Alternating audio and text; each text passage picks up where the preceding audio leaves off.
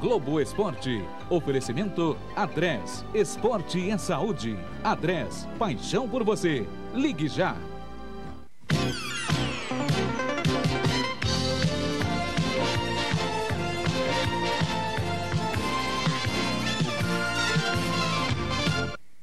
Boa tarde, Brasil e Alemanha, um jogão, nada amistoso é o destaque do Globo Esporte que vai mostrar também para você. Ronaldinho salva a seleção brasileira e Zagallo define o time da Copa. Polêmica no Flamengo, Renato Gaúcho bate de frente com o presidente Kleber Leite. Mandar o jogador fazer o que ele pensa, o que ele quer, então é melhor ele sentar no banco e mandar o treinador. Os mecânicos checam os últimos detalhes para o início dos treinos para o Grande Prêmio do Brasil de Fórmula 1. Yacht Clube do Rio e Carlos Barbosa do Rio Grande do Sul fazem o Jogo das Estrelas pelo Campeonato Brasileiro de Futsal. O nome do ginásio é Pelé, o que já é indício de um bom jogo pela frente. O segundo esporte mais praticado no país, com 203 mil federados, tem um público cativo. Os torcedores que enfrentaram a chuva para assistir essa partida vão poder acompanhar também o desempenho de 6 jogadores pentacampeões mundiais que estão em quadra. No time do Yacht Clube Jardim Guanabara estão Serginho, Vaguinho e Sandrinho. Apesar do diminutivo dos nomes, o jogo é de gente grande. No Carlos Barbosa, Bagé, Choco e Fininho completam o grupo das estrelas da noite. Fininho honra o nome e marca o primeiro e o segundo do time gaúcho. Mas Sandrinho desconta, faz o primeiro e o segundo do Yacht Clube. Entra em quadra então o 7º pentacampeão da noite, que estava no banco até agora. Eu não saí jogando porque eu tive uma entorse no tornozelo no primeiro jogo. Tô voltando aos poucos, com um pouco de dificuldade, ainda não estou 100%. Mas graças a Deus a equipe está se portando bem em quadra, estamos empatando o jogo, mas se Deus quiser vamos lá para o vestiário conversar e vamos sair com uma vitória daqui. Mas não é ele quem faz. Aos 11 minutos e 15 segundos, Vaguinho marca. E Choco empata o primeiro tempo em 3-3. O quarto gol do Yacht é oficialmente de Serginho, mas repare como Fininho, sem querer, ajuda o adversário. O placar do segundo tempo é fechado com um gol de Neto. 4-4 no reencontro das estrelas. Gilson Nunes não resiste às pressões e deixa o comando do Botafogo. Mas o time que joga domingo contra o Vasco já tem novo treinador. O tempo passa rápido no Botafogo. Campeão do torneio Rio-São Paulo no dia 4 de março. Eliminado pelo Palmeiras da Copa do Brasil 20 dias depois. E quem antes era responsável pela boa fase vira culpado pelos maus resultados. Inclusive pelo último lugar na Taça Guanabara. Injustiças do futebol? Talvez seja por isso que Gilson Nunes fique tão irritado quando chega e sai dos clubes onde trabalha. Foi assim no Juventude. Eu peço desculpa a vocês e me entendam, por favor. Na chegada ao Botafogo. E não vou admitir que você me desmita ao vivo. E na saída, sem dar entrevistas. Mas o Botafogo não fica muito tempo sem técnico. Paulo Tuori, que se reuniu até a madrugada de hoje com os preparadores físicos do time e seu inseparável auxiliar René Weber, vai assumir o cargo esta tarde. Foi no Botafogo que o Tuori começou a se projetar como um dos melhores técnicos do país ao conquistar o Campeonato Brasileiro de 95. Uma união que novamente parece perfeita, até que as derrotas o separem.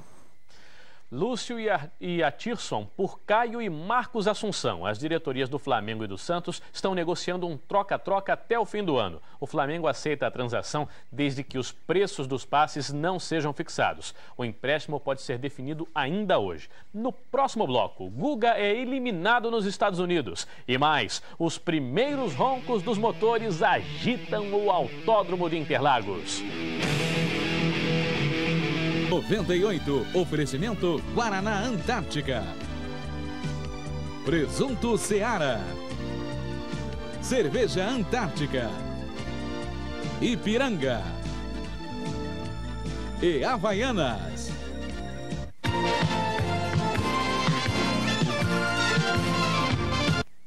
A seleção brasileira passeia por Guarapari, no Espírito Santo, enquanto aguarda o início da Copa Mercosul de Futebol de Areia. Os jogadores nem bem chegam e vão direto a almoçar. No cardápio, a famosa muqueca capixaba. Não teve treino, mas nada de descanso. Eles saem para dar uma volta pela cidade. O guia turístico é o goleiro Paulo Sérgio, que mora em Guarapari e mostra as belezas naturais. Uma parada na praia da Areia Preta. A areia é conhecida por ter propriedades medicinais e terapêuticas. A Copa Mercosul será realizada nesta arena montada na Praia do Morro. Além do Brasil, participam da competição Chile, Uruguai e a Argentina. A seleção brasileira estreia contra um antigo rival, a Argentina. Domingo vocês vão acompanhar a Copa Mercosul no Esporte Espetacular. É, meu amigo Júnior, além do futebol de areia, o programa tem muitas outras atrações.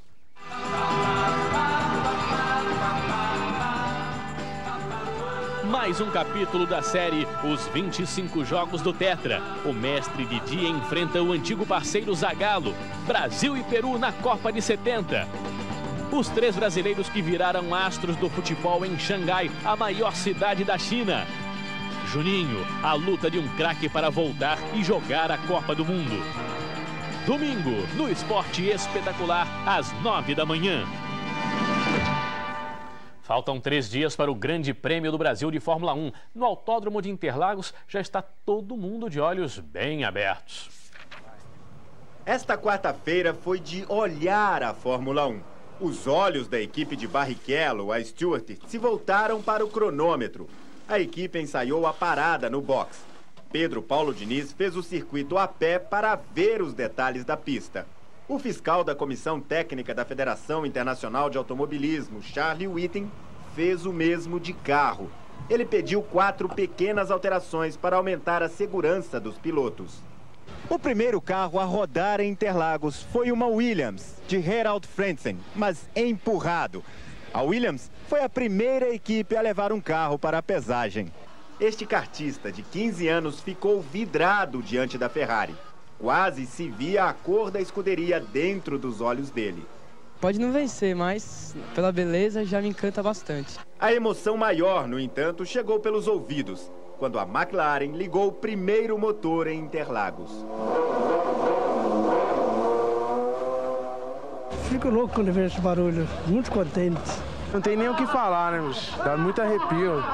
Ah, o barulho é demais, demais. E vamos saber agora das últimas notícias com o repórter Mauro Naves, que fala do Autódromo de Interlagos.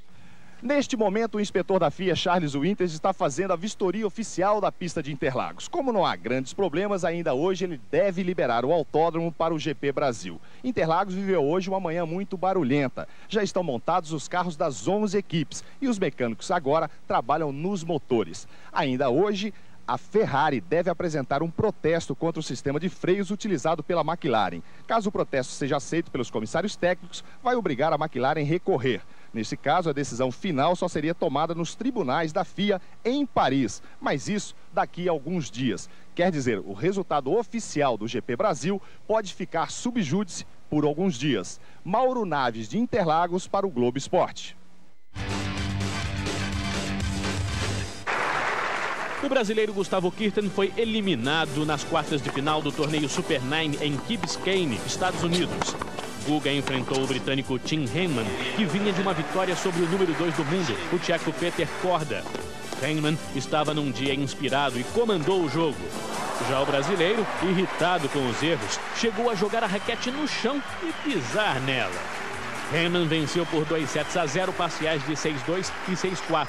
Agora, na semifinal, enfrenta o chileno Marcelo Rios. A seguir, o companheiro de Romário no ataque do Flamengo causa um grande atrito entre o presidente Kleber Leite e Renato Gaúcho. E você vai ver também, Ronaldinho marca um belo gol na vitória apertada do Brasil sobre a Alemanha. Futebol 98, oferecimento Brahma Guaraná. Gol! Cerveja Kaiser. Raider 98. E Banco Itaú.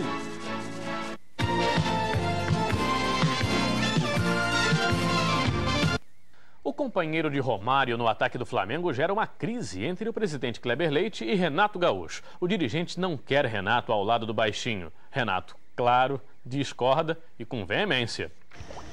4 dias depois da contusão no tornozelo direito, o Rodrigo ainda sente dores. Mas para o Flamengo, ter Rodrigo fora do jogo de domingo contra o Americano significa o início de uma crise no clube. A questão é, quem vai formar a dupla de ataque do Flamengo? Romário já é certo, a dúvida é o outro nome. Pode ser Palhinha, que não joga desde a derrota para o Bangu há 2 semanas. A outra opção é Renato Gaúcho.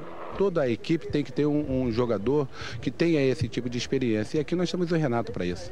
Renato e Romário. Foi uma absoluta necessidade, que naturalmente é uma dupla que carece um pouquinho mais de mobilidade. Acho que em primeiro lugar, o presidente nem pode falar um negócio desse em público, né?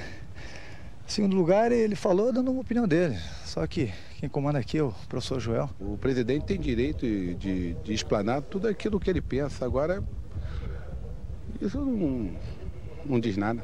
Apenas como torcedor e quem convive no meio há uns 30 anos, acho que eu tenho condições, enfim, de avaliar e ter uma opinião. O jogador de futebol não pode fazer o que o presidente quer. Porque se o presidente mandar o jogador fazer o que ele pensa, o que ele quer, então é melhor ele sentar no banco e mandar embora o treinador. Vasco e Grêmio jogam hoje à noite no Rio pela Copa Libertadores. O time carioca precisa de 3 pontos para não se perder na matemática da classificação. Se o Grêmio ganhar de um lá, esse que o Grêmio ganhou fica fora. Vai chegar 8.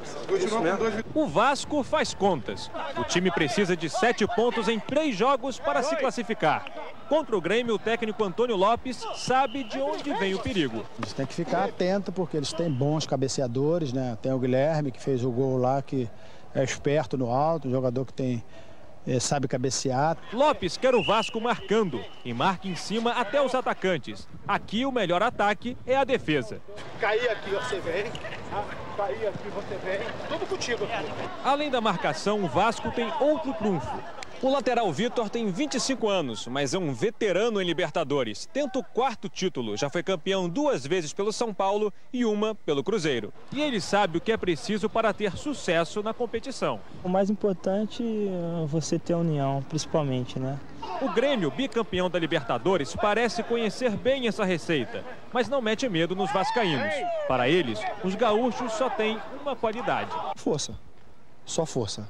E aqui no Vasco tem força e técnica. Aí você vê, né? Acho que o Vasco vai sair com certeza. Já está ganhando nessas qualidades, com certeza dentro de campo também.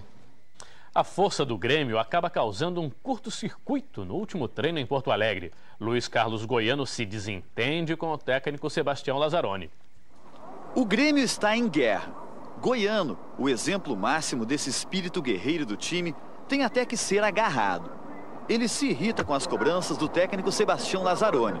Deixa o campo no meio do treino. O carregador de piano gremista só encontra motivo para se acalmar no Rio de Janeiro.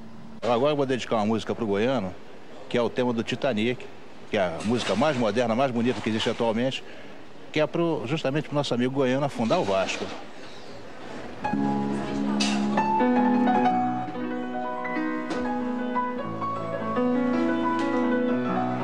Não é fácil afundar a caravela do Vasco, mas vamos tentar. Por favor, não incomodar. Estava escrito nos quartos dos jogadores do Grêmio. Nós incomodamos para mostrar o que eles estavam fazendo. Torcendo pelo Brasil.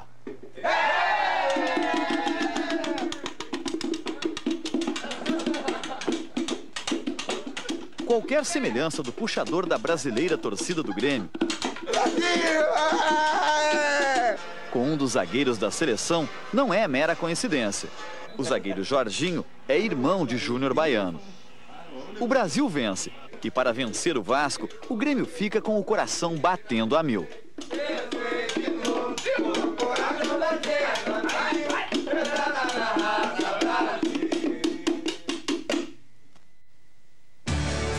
O zagueiro Noureddine Naibet, de 28 anos, do Marrocos, vai enfrentar o Brasil na Copa da França, que começa daqui a 76 dias. Quarta-feira de muitos amistosos pela Europa. Na hora dos acertos finais para a Copa, teve favorito tropeçando. Rússia e França em Moscou. Logo aos 3 minutos, bobeada do goleiro francês Letzi, que é reserva. Ele perde a dividida e o russo Sergei Yuran define o placar. Rússia, que está fora da Copa, 1, França 0. Em Glasgow, a Escócia, primeira adversária do Brasil na Copa, perde para a Dinamarca por 1-0 com gol de Brian Laudrup. Em Bruxelas, Bélgica e Noruega. Depois da cobrança de escanteio, Van der Elst aproveita o rebote e marca um golaço. Bélgica 1-0. Risset recebe o lançamento, se livra do goleiro e com calma empata para a Noruega. 1-1. Segundo tempo, Wilmots de cabeça faz. Bélgica 2-1. Mas a Noruega empata outra vez. Solskjaer em posição duvidosa define. Bélgica 2, Noruega 2. A Espanha recebe a Suécia em Vigo. O goleiro falha e Fernando Morientes faz o primeiro dos espanhóis. Raul de calcanhar ajeita para Morientes fazer mais um. Espanha 2-0. Fernando Hierro chuta. A bola bate no zagueiro e sobra para Raul fazer o terceiro. No segundo tempo, Echeverria define o placar. Espanha 4, Suécia 0. Suíça e Inglaterra em Berna. Os suíços que não se classificaram para o Mundial saem na frente com um gol de Ramon Vega. Mas Paul Merson deixa tudo igual no segundo tempo. Final Suíça 1, Inglaterra 1.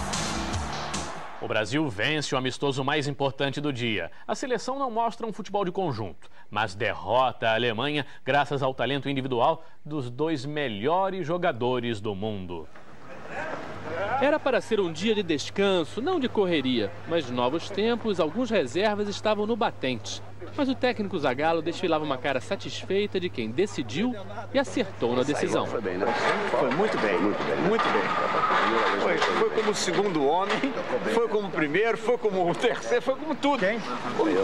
O primeiro dos 2 grandes testes já passou. O mais difícil, vencer a Alemanha na casa dela. Ainda falta a Argentina no mês que vem, mas Zagallo saiu daqui de Stuttgart com ótimas lembranças e conclusões. A tabelinha com o Zico, por exemplo, estreou com o pé direito. Embora o time no jogo não tenha começado tão bem. Taffarel, no início do primeiro tempo, parecia que ia ser o melhor em campo.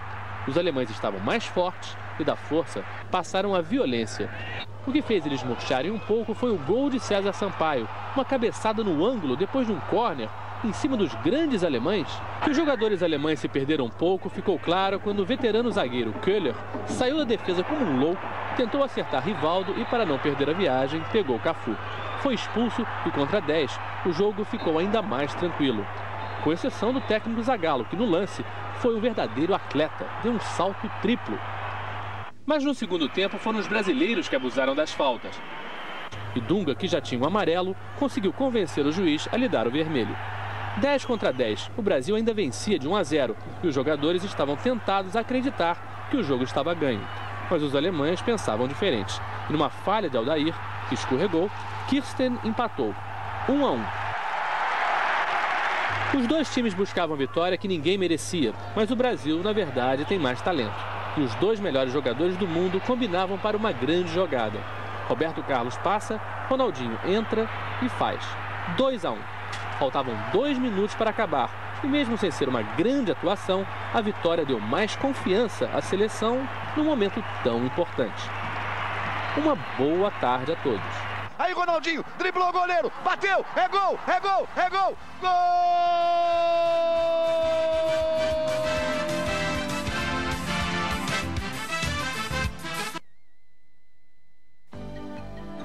Globo Esporte. Oferecimento Adres. Esporte é saúde. Adres. Paixão por você. Ligue já.